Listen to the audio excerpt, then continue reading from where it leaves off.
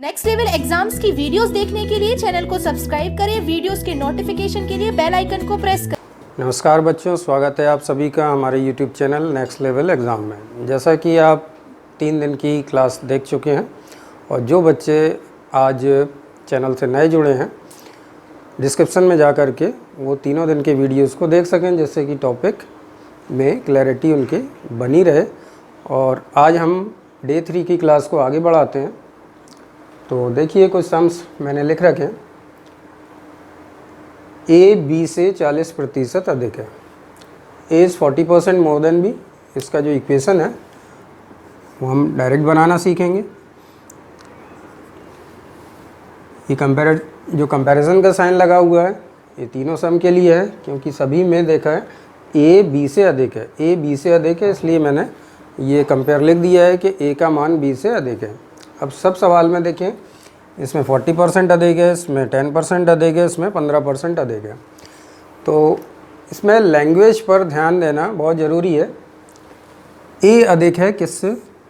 B से। ए अधिक है बी से। ए अधिक है बी से। 40% more than B, 10% more than B, 15% more than B. जिससे अधिक है उसको आपको 100% मान लेना है।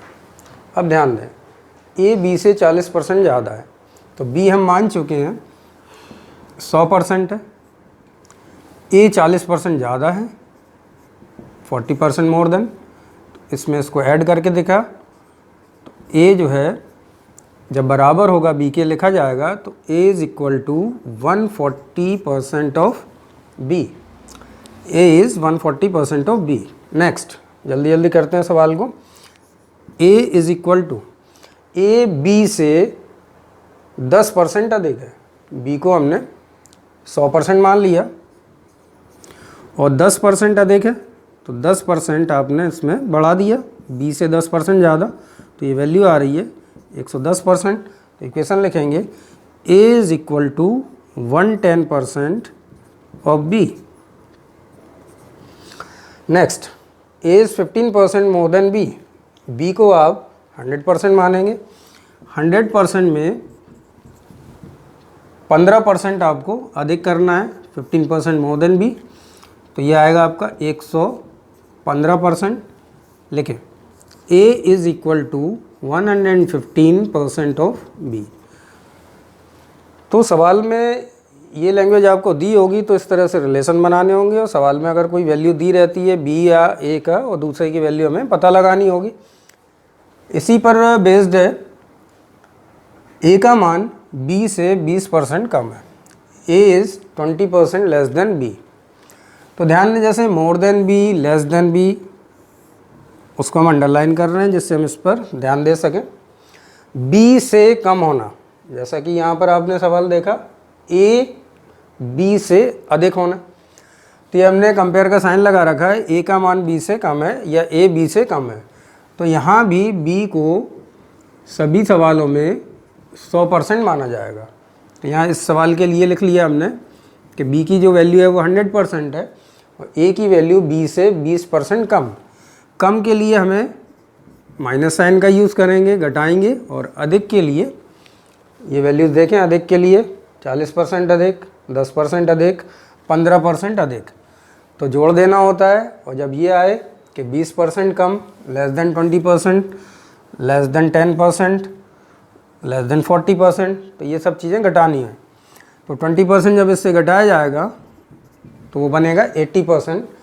तो ए और बी में रिलेशन होगा A is equal to 80% of B. अब ये देखें, ये वैल्यू 80 से कम क्यों आई है ए के लिए? क्योंकि बी ज़्यादा है, ए कम है। बी अगर 100% है तो ए उससे 20% कम, मतलब ए की जो वैल्यू है A is equal to 80% of B. अब इसी तरह इस पर देखें, 10% कम, तो बी को हमने माना था 100% और ए उससे 10% कम है, तो घटा करके ये आएगा आपका 90%। इक्वेशन लिखेंगे A is equal to 90% of B. अगला, next, A is 40% less than B. B को हमने 100% मान रखा है और ए उससे 40% कम है तो घटाने के बाद जो वैल्यू आएगी वो 60% आएगी। तो इक्वेशन के फॉर्म में लिखा जाएगा a is equal to 60% of b। a b का 60% है। तो आइए देखते हैं सवाल का अगला type. Percentage change in a number, संख्या में प्रतिशत बदलाव। चेंज होना, बदलाव होना। तो बदलाव में दो बातें हो सकती हैं कि संख्या पहले से बढ़ सकती है, संख्या पहले से घट सकती है, जिसके लिए हमने दो सवाल लिख रखे हैं। जैसे a number is increase by 25, यदि किसी संख्या को 25% से बढ़ा दिया जाए तो संख्या पहले की तुलना में, पहले के कंपैरिजन में बढ़ करके आएगी। जैसा कि सवाल में दिया हुआ है, इट बिकम्स 280। जो नई संख्या है बढ़ने के बाद वो 280 हो जाती है। इसका मतलब जो पहले वाली संख्या होगी वो 280 से कम होगी। इसी तरह दूसरे सवाल पर ध्यान दें।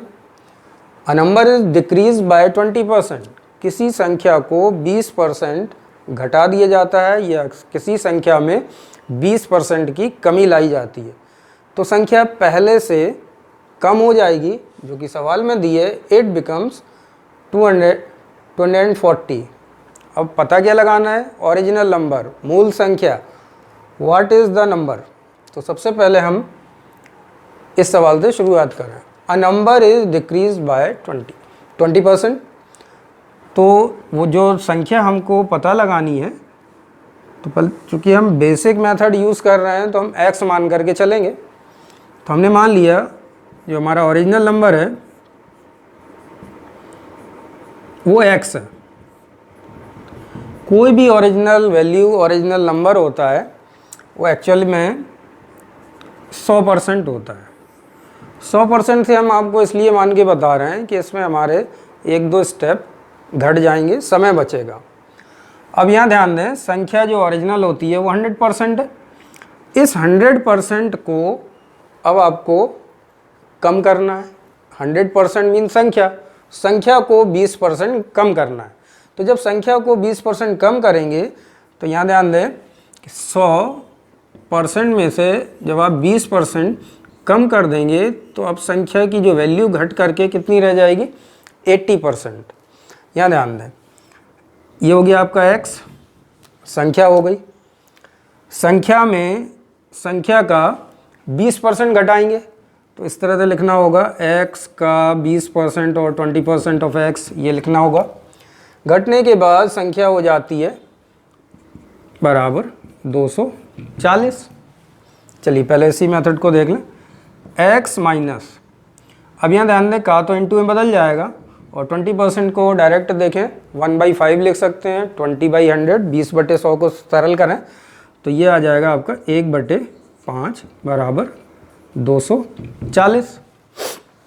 इसको एलसीएम लेकर के सॉल्व करते हैं। एलसीएम हमारा बनेगा 5x माइनस x 240 और 5 से 1x कम कर दें तो बनेगा 4x upon 5 is equal to 240 और 4 से इसको हम डिवाइड दे दें 6 टाइम्स या 60 टाइम्स, देन 5 से मल्टीप्लाई किया x is equal to 60 into 5। तो ओरिजिनल नंबर जो है हमारा 300, ये हमारा आंसर होगा। तो फिर से देखें, ओरिजिनल नंबर 300 था। जब 20% लेस करेंगे तो घटने के बाद संख्या कितनी बन गई? 240। मीन संख्या की जो वैल्यू है वो कम हो गई। अब इस इक्वेशन को जो हमने बनाया था, अब हम ये नहीं बनाएंगे, सवाल को और छोटा करेंगे जिससे हम डायरेक्ट अपने 4th स्टेप पर पहुँचे। इस स्टेप पर आप सीधे पहुँचेंगे, उसको समझ लें। ये तो वो स्टेप लिए हैं जैसा कि सवाल में बोला गया, संख्या का 20% कम करने पर हमें 240 प्राप्त होता है। हमने उसको सॉल्व किया। अब 100% मानते हुए ये हमारा ओरिजिनल नंबर है जो कि 100% है, उसको कितना कम किया? सवाल से देखें 20% कम किया। तो अब जो संख्या कितना रह जाती है घटने के बाद? 80%। ये 80% इसके बराबर होगा, क्योंकि यहाँ भी बोला है कि 20% घटाने के बाद संख्या कितनी बन जाती है? 240। तो 100% से 20% घटाने के बाद ये 80%। तो जो यहाँ नंबर परसेंट में लिखा हुआ है ये उस नंबर की एक्चुअल वैल्यू है कितनी 240। और यहाँ ध्यान दें कि जो संख्या है जो हमें पता लगानी है वो 100% है। इट मीन्स हमें 100% किसके बराबर है ये पता लगाना। तो 80% बराबर है 240 के, तो 1% किसके बराबर होगा 240 को 80 से डिवाइड दिया जो कि बराबर किसके होगा 3 के। अब 100% हमें निकालना है जो कि संख्या को बताएगा। तो 100% कोई भी नंबर होता है जिसका हमें पता लगाना होता है वो 100% होता है। और ये हमने लिख दिया, ये आपका नंबर है 100%। तो 3 को आप 100 से मल्टीप्लाई करा देंगे तो ये बनेगा आपका 300। जैसा कि इधर आंसर आया था संख्या x मान करके हमने आंसर निकाला, यहाँ पर 100% जो है वो हमारा ओरिजिनल नंबर है। तो इसी पर बेस्ड एक और देखें बदलाव या चेंज वाले जो सवाल हैं। Percentage change in a number, संख्या में परसेंट में चेंज हो रहा है, जैसे ये 25% चेंज हो रहा है। तो चेंज दोनों तरह का जैसा कि बताया गया है, उसको घटा भी सकते हैं, संख्या को डिक्रीज़ कर सकते हैं या इंक्रीज़ कर सकते हैं। तो इस सवाल में दिया हुआ है a number is increase by 25। तो पहले x मान करके देखते हैं। माना संख्या x, let the original number be x, संख्या को x मान करके सॉल्व कर रहे हैं। तो ये हमारा ओरिजिनल नंबर हो गया, जैसा कि सवाल में बताया गया है कि संख्या को 25% बढ़ाना है। 25% ऑफ x, संख्या का 25% उस संख्या में जोड़ दिया तो संख्या में चेंज हो जाएगा, संख्या बढ़ जाएगी। और संख्या वृद्धि के बाद कितनी हो जाती है 280, 280 हो जाती है। अब इसको सॉल्व करें। 25% 1/4 होता है, तो ये बन गया आपका x/4। 280 एलसीएम लिया तो इस 4x प्लस x, 280 4 + 1, तो ये बन जाएंगे आपके 5x अपॉन 4। 280 5 से इसको कैंसिल करते हैं, 5 टाइम्स 30 आएगा 6 times. Therefore x is equal to, अब आपको 56 को 4 से मल्टीप्लाई देना है। अब 4 का 56 से मल्टीप्लाई होगा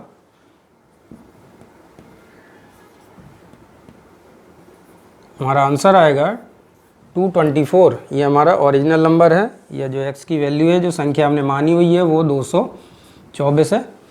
अब इसी को शॉर्ट तरीके से देख लें। जो भी हमारा ओरिजिनल वैल्यू होती है या ओरिजिनल नंबर होता है उसको हम मान लेते हैं 100%, जिसको कि बढ़ाना है, संख्या में इंक्रीज़ करना है 25% का। बढ़ने के बाद संख्या कितनी हो जाएगी इन दोनों को जोड़ के देखें तो वो बनेगा 125%। और बढ़ने के बाद संख्या हो जाती है 280, इट बिकम 280 आफ्टर इंक्रीजिंग 280। अब यहाँ ध्यान दें, हमें पता क्या लगाना है। जब हमने यहाँ पर संख्या को x माना था तो हमने x फाइंड किया। यहाँ जो हमारा ओरिजिनल नंबर है वो 100% है, इसका मतलब हमें 100% की वैल्यू पता करनी है। 125% मालूम हो गया तो यूनिटरी मेथड से चलें, एक एक नियम से 1% पता करेंगे जो कि 280 अपॉन 125 होगा।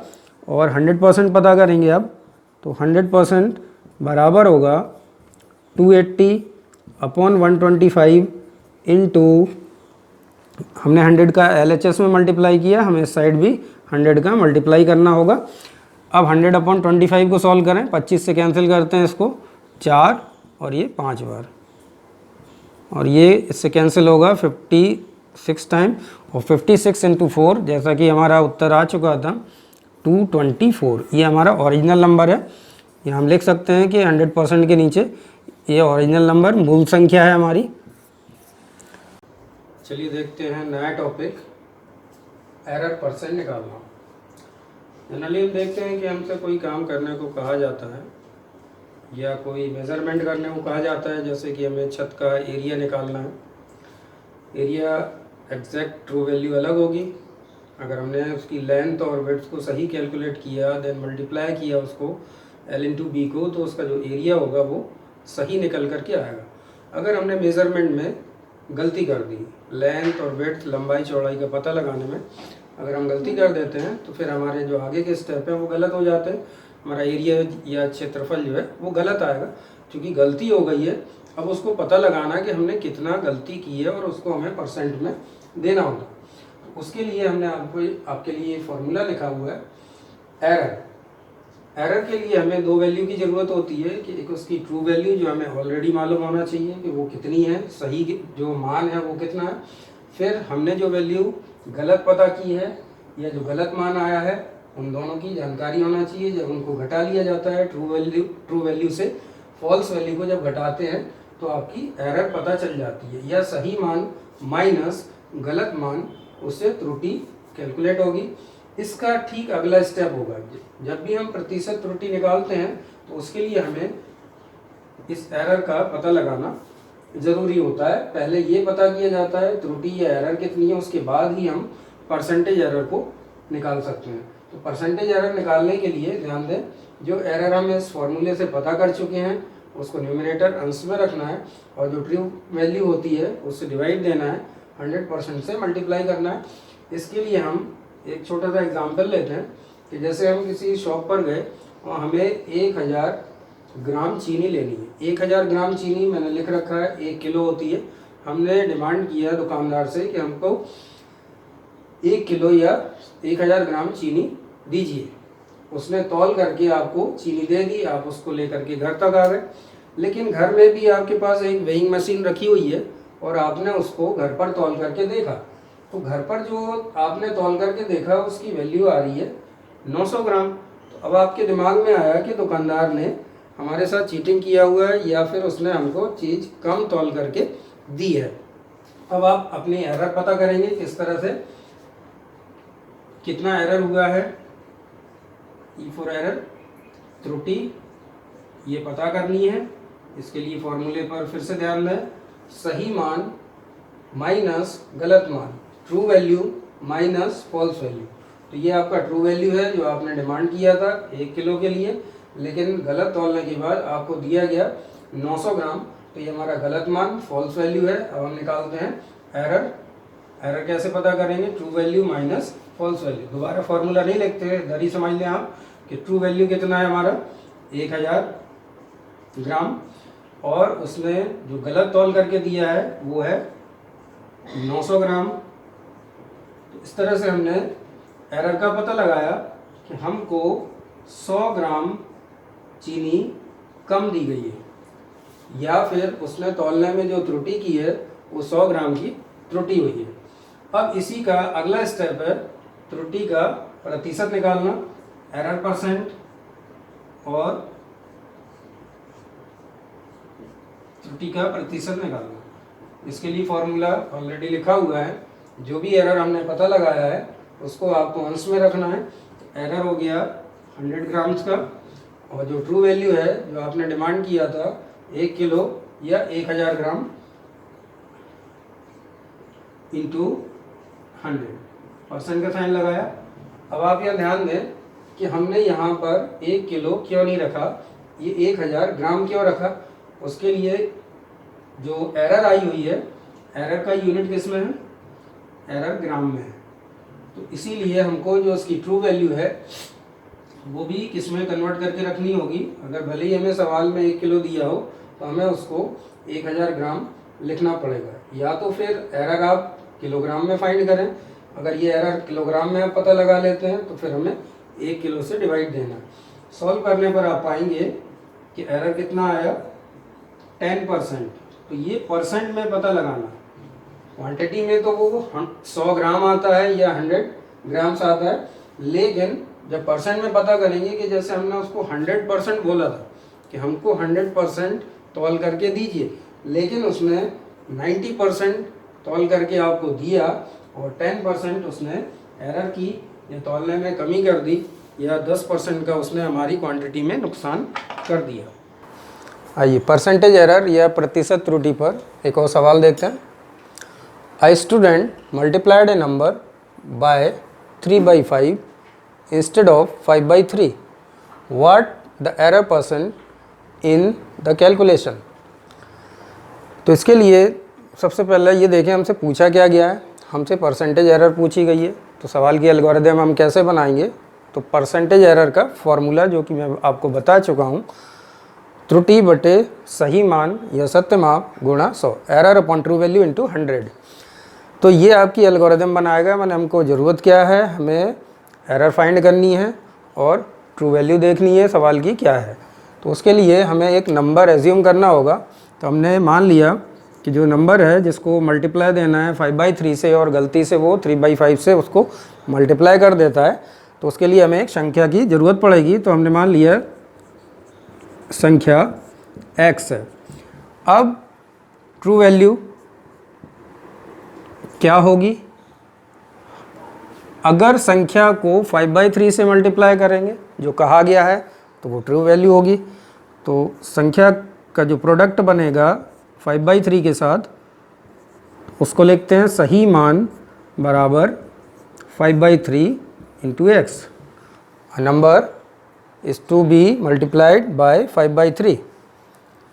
अब उसने गलती किया है तो जो फॉल्स वैल्यू है, क्योंकि उसने मल्टीप्लाई 5/3 से ना करके इसका जो रेसिप्रोकल है 3/5 उससे मल्टीप्लाई कर दिया। तो अब देखिए गलत मान क्या है या फॉल्स वैल्यू क्या है।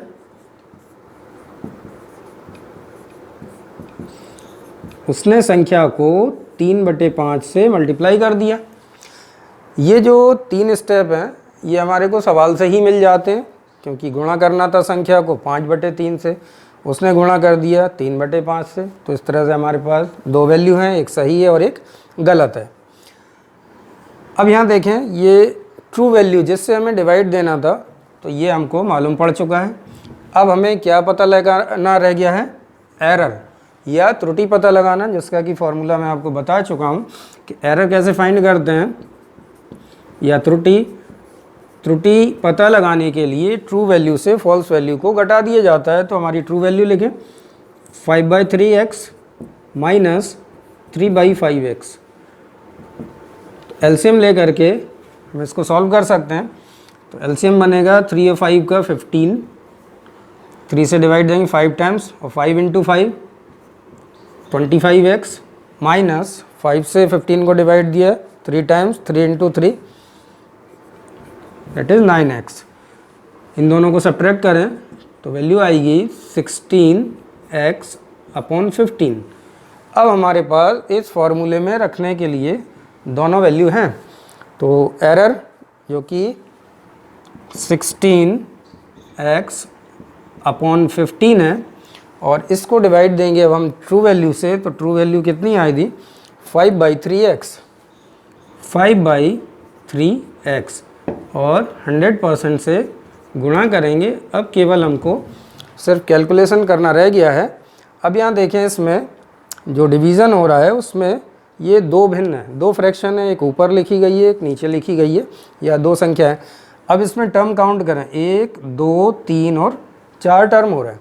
तो कौन कौन से टर्म कट जाते हैं, जैसे कि पहला और तीसरा टर्म कट जाता है। यहाँ पर x पहले टर्म में, ये दूसरा हो गया और ये तीसरा, तो हमने x हटा दिया। जो लास्ट टर्म होता है वो पहले टर्म से मल्टीप्लाई हो जाता है, माने इसको हमने कहाँ पहुँचा दिया 16 के साथ, 16 मल्टीप्लाई बाई 3। जो मिडिल टर्म होते हैं दूसरा और तीसरा, ये आपस में गुणा कर दिए जाते हैं और हर में लिखते हैं डिनोमिनेटर में, बराबर 16 इंटू 3 अपॉन 15 इंटू 5 इंटू 100%। अब इसको थोड़ा सा और सिंप्लीफाई करें, जैसे कि 3 से ये 15 कैंसिल किया और 5 इंटू 5 ये 25 बना और 25 से हमने इसको डायरेक्ट कैंसिल कर दिया 100 को 4। 16 इंटू 4 तो हमारा आंसर होगा 64%। जो प्रोडक्ट पता करने में जो उसने गलती की है उसका जो परसेंटेज आएगा वो 64% होगा। तो आज का हमारा टॉपिक कैसा लगा ये आप कमेंट करके बताइए और लाइक कीजिए तथा शेयर कीजिए।